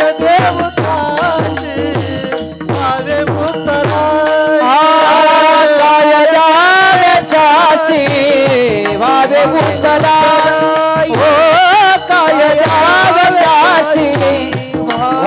उतराय देवताचे व्हावे उतराये काय देवताचे व्हावे उतराये उतराई काय द्यावे त्यासी व्हावे उतराई काय द्यावे त्यासी व्हावे उतराई देवी तो देवी तो जीव तोडा काय देवताचे व्हावे उतराये काय देवताचे व्हावे उतराये ओ ठेविता आई जीव थोडा ठेविता आई जीव थोडा काय द्यावे त्यासी व्हावे उतराय काय द्यावे त्यासी व्हावे उतराय काय द्यावे त्यासी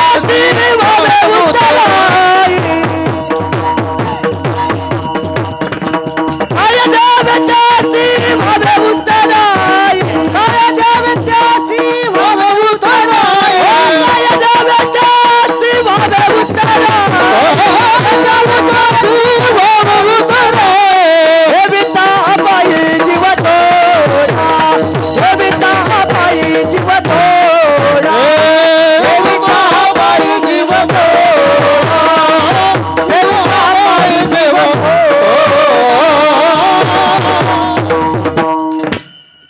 काय द्यावे त्यासे व्हावे उतराये ठेवी तो हा पायी जीव थोडा. मग संतांच्या पायावरती आपण आपला जीव जरी काढून ठेवला जीवानं तरी तो कमीच आहे. का? त्या संतांचे उपकार आपल्यावरती किती आहे ते सहज बोलले तर आपलं कल्याण आहे. सहज बोलणे ही तर उपदेश करुणी सायास शिकविते. आपल्या आत्म उद्धाराची खरी तळमळ त्यांना आहे. वास्तविक पाहते जीवाला प्रश्न पडला पाहिजे. आपला प्रश्न तुकोबारांनी परमात्मा समोर मांडावा. गाथ्यामध्ये नाटाच्या प्रकरणामध्ये देवाजवळ सुंदर चिंतन तुकोबारांनी मांडलंय. काय मी उद्धार पावेन, काय कृपा करील नारायण, ऐसे तुम्ही सांगा संत जन, करा समाधान चित्त माझे. माझा उद्धार कधी होईल विचारा संतांना. काय मी उद्धार पावेन, तो परमात्मा माझ्यावरती कृपा कधी करेल, काय कृपा करील नारायण, ऐसे तुम्ही सांगा संत जन, करा समाधान चित्त माझे. माझ्या चित्ताचं काय करा, समाधान करा. आणि हा असणारा भक्तीचा मार्ग आहे तो मला तुम्ही सांगा, असं संतांना विचारलं पाहिजे. परंतु आपल्या आत्मा उद्धाराची तळमळ ही आपल्यालाच जर नसली तर संतांनी तळमळ करून काय उपयोग आहे महाराज. त्यांनी आपल्या कल्याणाकरता कितीही प्रयत्न केले, जर आपल्या उद्धाराची तळमळ आपल्याला नसली तर आपला उद्धार होणार नाहीये. वास्तविक पाहता संतांच्या जवळ राहतो तरी पण आपल्यात बदल होण्याकरता तयार नाही. नुसतं जवळ राहून होत नाही, संतांच्या संगतीमध्ये राहून आपल्या कल्याणाचा मार्ग आपण मोकळा केला पाहिजे. सेवा केली पाहिजे. देत ज्ञानाचा कुरुठा ते तर सेवा हाची दारवंटा. सेवेने आपल्याला ते ज्ञान प्राप्त होतं, आपलं कल्याण होतं. जीवाची जीवदशा संपते करी संतांच्या संगतीमध्ये आल्यानंतर. आणि त्याचं सुख महाराज संतांनी अभंगामध्ये वर्णन केलंय. संत संगतीचे काय सांगू सुख, आपणा पारिखे नाही जेते. संतांच्या संगतीमध्ये फार आनंद आहे. वास्तविक पाहता संतांना आपलं कल्याणाची तळमळ आहे. आपल्या आत्म उद्धाराची कळमळ ही संतांना आहे तळमळ. खरं तर आपल्याला नसली, परंतु आपल्या आत्म उद्धाराची तळमळ ही आपल्याला असली पाहिजे. कलियुगाचा जर विचार केला तर कलियुगाचा काळ हा फार भयंकर सांगितलेला आहे. ऐका कलियुगाची थोरी, पुत्र होईल पित्याचा वैरी. त्याच्यामध्ये वर्णन केलंय. संतांचं वचन आहे, 4 वर्षाची नारी गर्भीने होईल. याचा जर अभंगाचा विचार केला कितीतरी प्रश्न आपल्या समोर उभे राहतील. आणि सगळं वास्तवामध्ये घडत आहे. करा ना, बारकाईने विचार करा की काय आपल्या समोर उभा आहे, काय आपण दुःख भोगतोय. रोज जर पेपर वाचत असेल, मीडिया बघत असेल, मोबाईलवरती बातम्या येत असेल, नको ते कानाला ऐकू येतं, किती वाईट वाटतं. ह्या गोष्टी का घडतात. खरं तर आपलं राहणं योग्य राहिलेलं नाहीये. संतांचे जे सद्विचार आहे ते आपल्या अंतःकरणापर्यंत जात नाही. याचा परिणाम आपल्या जीवनावरती होतो. विठ्ठल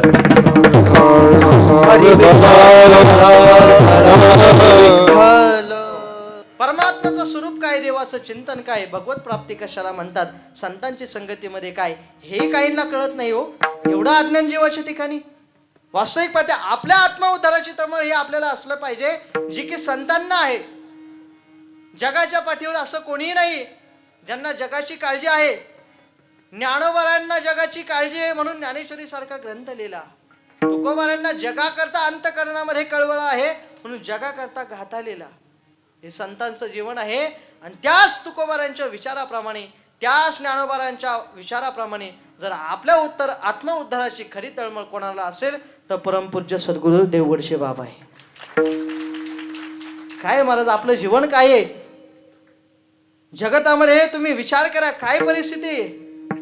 आपलं जीवन हे संतांच्या सानिध्यात आहे, संतांच्या संगतीमध्ये आपलं जीवन आहे म्हणून बरं आहे.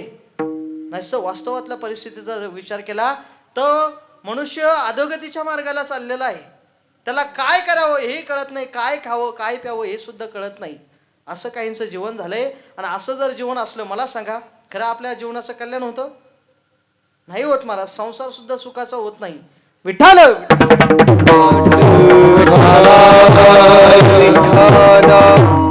संतांच्या संगतीमध्ये मनुष्यानं राहिलं पाहिजे. संत हे आपलं कल्याणच करतात.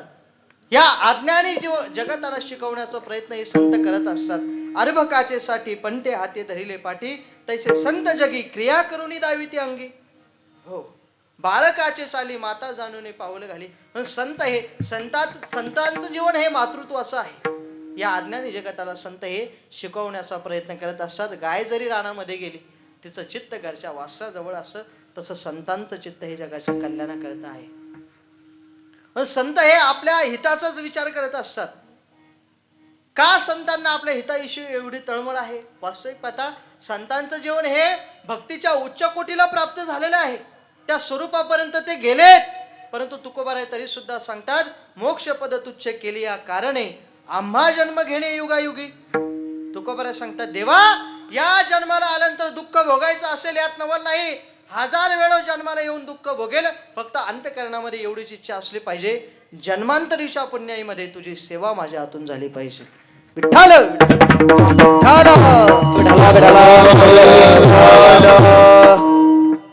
देवाची सेवा तुकोबारायांनी मागितली, संतांची संगती हे तुकोबारायांनी मागितली. आणि संतांच्या संगतीमध्ये एकदा जर आपण आलो तर आपल्या जीवाचं कल्याण निश्चित होणार आहे. या अभंगावरती तुकोबारायांनी चिंतन केलंय. संपूर्ण संतांचं वर्णन केलंय. अभंग तुकोबारायांचा आहे. पंचवेद ज्याला आपण गाथा म्हणतो अशा गाथेतील पवित्र असणारा अभंग आहे. या अभंगावरती आपण कितीही चिंतन केलं त्या आपल्या वाणीला आणि आपल्या बुद्धीला सुद्धा झेपणार नाहीये. संतांना शरण जाऊनच या अभंगाचा विचार केला पाहिजे. कारण की हे शब्द सामान्य महापुरुषाचे नाहीये, तुकोबारायांचे शब्द आहे. तरी सुद्धा माझ्या यासारख्या पामराने तोडको मोडको बोलण्याचा प्रयत्न केला. शब्द दरिद्री माझ्या जवळ आहे तरी सुद्धा संतांनी माझ्यावरती कृपा केली. त्या कृपेचा परिणाम संतांची वचन सांगण्याकरता या सेवेकरता मी उपस्थित झालो. हे तर असे एकचे आधारू तेनेशी बोले मी सदरू, जे सानुकूळ श्री गुरु ज्ञानदेव म्हणे. ज्ञानोबाराय सांगतात, ही संपूर्ण ज्ञानेश्वरी लिहित असताना माझ्या पाठीमागं जर कोणाचा आधार असेल तिथे सद्गुरू कोण आहेत? निवृत्तीनाथ दादा आहे. तसं मी जर कीर्तन करत असेल संपूर्ण आधार पूर्ण देवगडच्या बाबांचा आहे. आता काय पात्रता आहे महाराज आमची? आम्ही चिंतन करावं आणि जगाला सांगावं. आमच्या विद्यार्थ्याचं कोण ऐकणार आहे महाराज? वास्तविक पाहता आम्हालाच अनुभव नाहीये आणि आम्ही काय जगाला ओरडून सांगावं? परंतु कृपा ही मोठ्यांची आहे. स्वानंद सुखनिवासी सद्गुरू जोग महाराज वारकरी शिक्षण संस्थेतील कुरेकर बाबा, उल्हास बाबा, मोठे माऊली, शास्त्री बाबा, अनेक जे मोठे मोठे गुरुवरी आहे यांच्याजवळ बसून जे काही पाठ श्रवण केले आणि ते पाठ श्रवण करत असताना जे माझ्या बुद्धीला झेपलं, जे चिंतन केलं ते चिंतन सांगण्याचा प्रयत्न केला. ही हिमालयासारखी महात्म्य आहे. पूजनीय बाबांचं जीवन सामान्य नाही. बाबांच्या संगतीमध्ये सगळ्यांचा उद्धार होतो.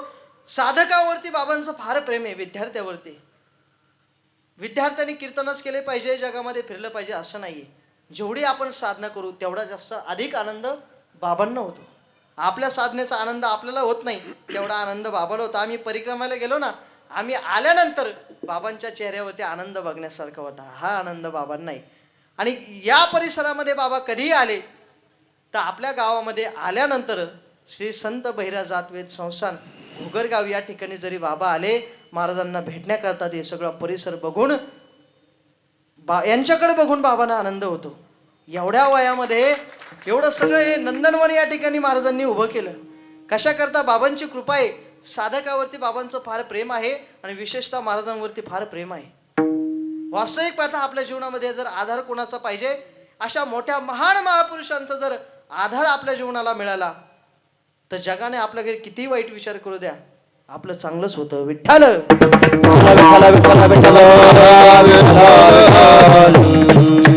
एकदा सद्गुरु आईने संतांनी जर आपल्याला जवळ केलं, जगात सामर्थ्य नाही आपल्यापर्यंत येण्याचं. एवढं तप, एवढं सामर्थ्य अशा महापुरुषांमध्ये आहे आणि यांच्या संगतीमध्ये आपलं कल्याण आहे. म्हणून विशेषतः बाबांचं महाराजांवरती फार प्रेम आहे. ह्या वयामध्ये संपूर्ण एवढं संस्थांची पाहणी, परमात्म्याचं मंदिर असेल, सद्गुरुनाथांचं मंदिर असेल, त्यांच्या गुरुवर्यांचं मंदिर असेल, हे सगळं त्यांनी या भूमीची पावित्र्यता राखली. हे साधक दशेमध्ये घडतं. हे कीर्तन करून समाजामध्ये फिरून होतं असं नाहीये. माझ्या बोलण्याचा विपर्यास तुम्ही करू नका. लक्षात घ्या, जीवनामध्ये लौकिकात वावरत असताना साधना ही फार महत्वाची.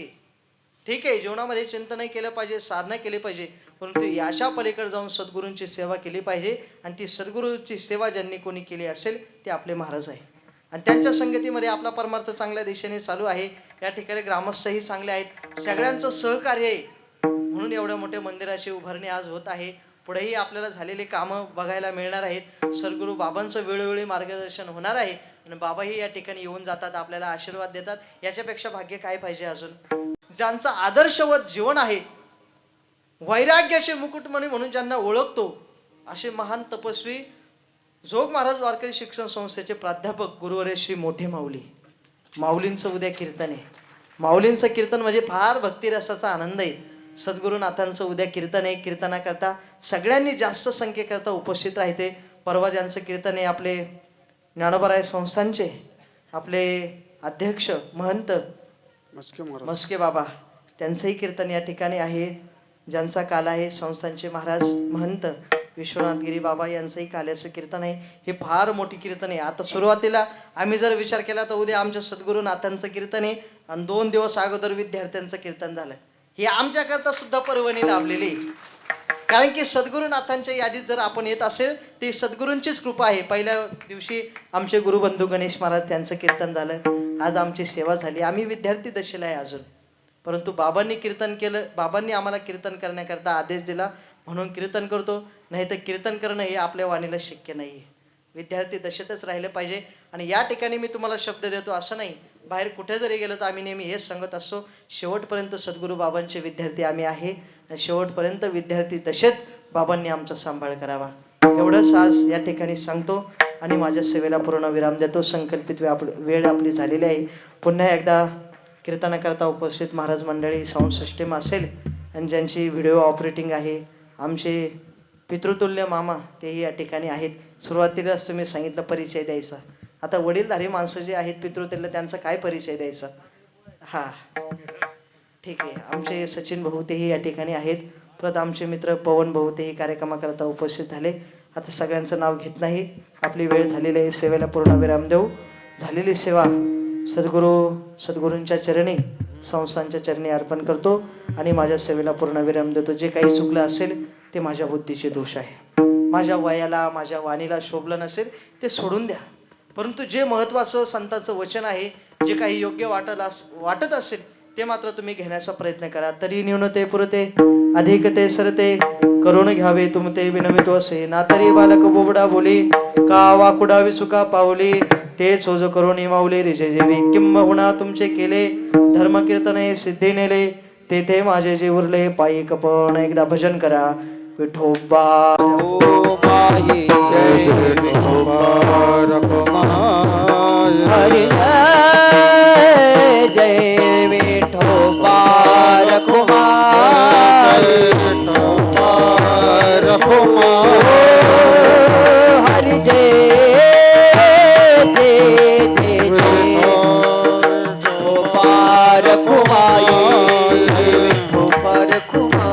ओ हरी जय जय हरी जय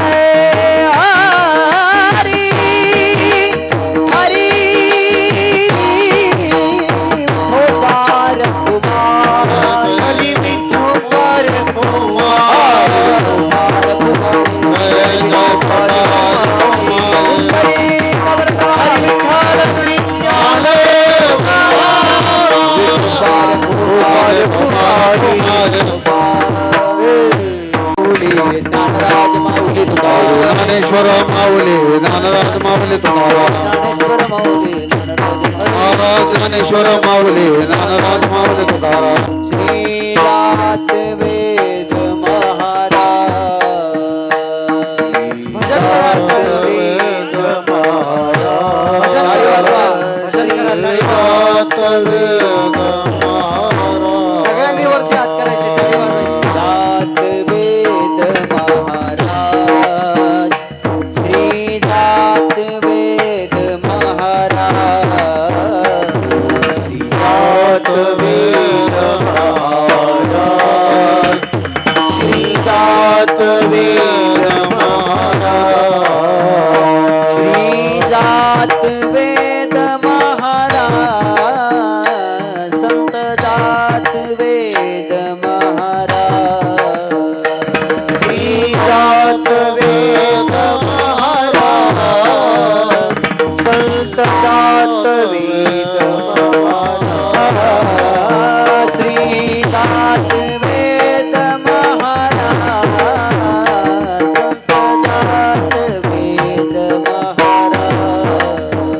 श्रीनाथ वेद महाराज संत जात वेद महाराज गुरु श्रीनाथ वेद महाराज श्रीनाथ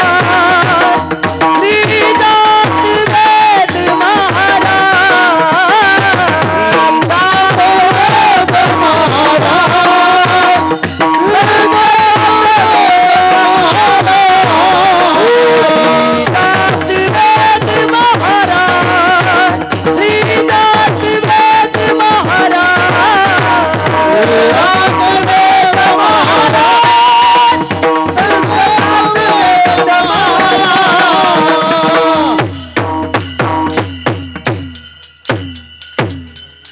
विठ्ठल जय जय जय महाराज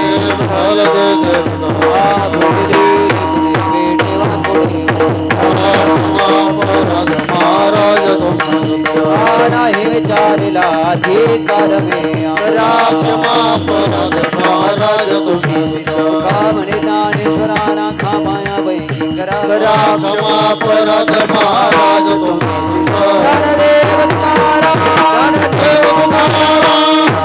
तुकाराम तरी कवरदार पंढरीनाथ भगवान की जय. आज ज्यांची कीर्तन सेवा या ठिकाणी पार पडलेली आहे ते असणारे परमपूजनीय वंदनीय देवगड संस्थानचे विद्यार्थी आणि ज्यांनी जोग महाराज संस्थेमध्ये राहून आपलं शिक्षण पूर्ण करून सद्गुरूंचं सान्निध्यात राहून सद्गुरूंची सेवा करून वारकरी शिक्षण पूर्ण करून आणि त्यात संस्कृत बेड महाराजांचं पूर्ण झालेलं आहे. ही फार मोठी गोष्ट आहे आणि सर्व काही शिक्षण पूर्ण करून पूजनीय वंदनीय देवगडच्या बाबाजींच्या सानिध्यामध्ये राहून खरं पाहिलं तर आळंदीपेक्षा अगोदर ते देवगडचे विद्यार्थी आहे. तिथून सेवा प्राप्त करून ते आळंदीला गेले. तिथं सेवा झाली, ज्ञान अर्जित केलं.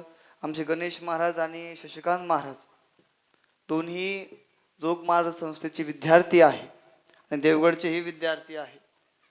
आज आपण त्यांच्या वाणीतून कीर्तन श्रवण केलं. तसं पाहिलं तर फार आनंद वाटला, कारण त्यांचं कीर्तन हे तिसऱ्यांदा मी ऐकलेलं आहे. आज देवगडला दर एकादशीला त्यांचं कीर्तन फिक्स असतं आणि बाबा पुढं कीर्तन करणं एवढं सोपं नाही. आणि त्यांनी त्या ठिकाणी सुंदर अशा प्रकारे एकादशी निमित्ताने हे कीर्तन पाडलं, सेवा उत्तम प्रकारे केली. संतांचं महत्त्व, संतांचा महिमा त्यांनी आज त्यांच्या अभंगातून या ठिकाणी प्रगट केलेला आहे. तसं पाहिलं तर कीर्तन करणं एवढं सोपं नाही. लाखो समाजापुढं उभं राहावं लागतं. आपला एक एक शब्द तोला मोलाचा असतो आणि दोन असे वाघाचे वाघ इथं शूटिंग करून राहिलेले आहे की नाही. आणि त्याच्यामुळे तसं पाहिलं तर श्री हरी संत सेवा चॅनल हे फार गाजलेलं चॅनल आहे. सुंदर सेवा झाली. संतांचा महिमा या ठिकाणी प्रगट केला. त्याने जे उदाहरण दिले ते फार तोला मोलाचे होते. बरं, ज्यांनी मन देऊन कान देऊन या ठिकाणी कीर्तन श्रवण केलं त्यांना सर्व काही कळालं असेल. अभंगही फार गोड घेतला, चिंतनही फार छान झालेलं आहे. तसं त्यांच्याकडे पाहिल्यावर वाटत नाही की एवढ्या गोष्टी असेल, परंतु इथं पूर्णपणे सर्व काही भरलेलं आहे. कारण याला शास्त्राची कृपा, साधू संतांची कृपा, गुरुवर्यांची कृपा आणि त्याच प्रकारे आईवडिलांची कृपा आवश्यक आहे. है की नाही? प्रसवली तया कुळाचा उद्धार, तो तरे निर्धार नामा म्हणे, आणि तोच तरतो. आहे की नाही? कुळी कन्या पुत्र होती जे सात्विक, तयाचा हरिक वाटे देवा. ज्यांच्या कुळामध्ये असे रत्न जन्माला येतात, खरं पाहिलं तर ते कुळ धन्य, आणि ज्यांनी जन्म दिला ते आईबाप धन्य आहे. त्यावेळेस असे रत्न जन्माला येतात, आणि त्या रत्नांपैकी आज पूजनीय वंदनीय शशिकांतजी महाराज कोरेकर यांचं कीर्तन सेवा संत बहिरा जातवेद संस्थांमध्ये या ठिकाणी पार पडलेली आहे.